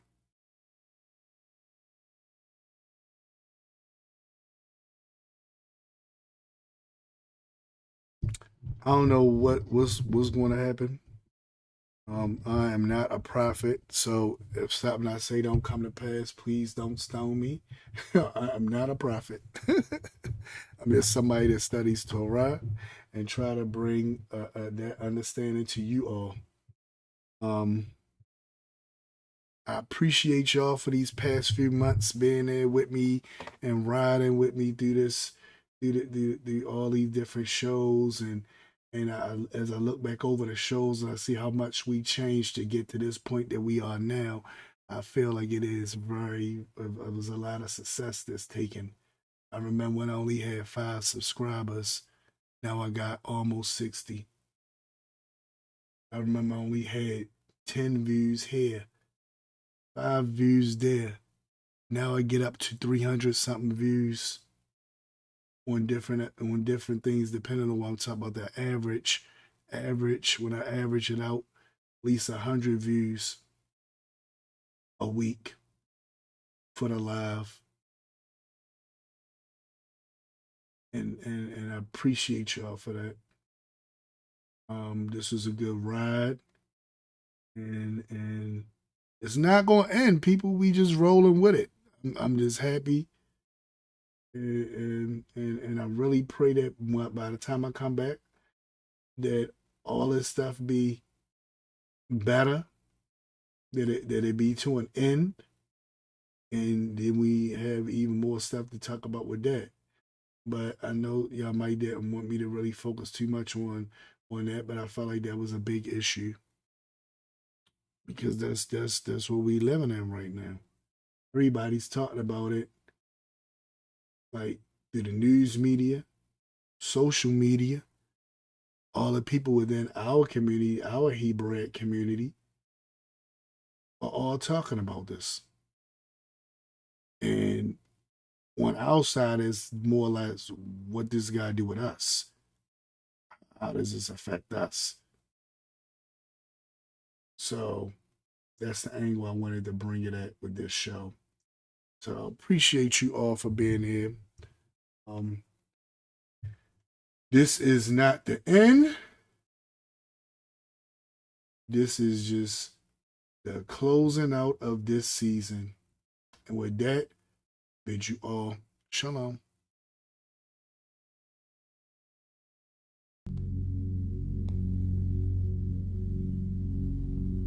Shema Yisrael Adonai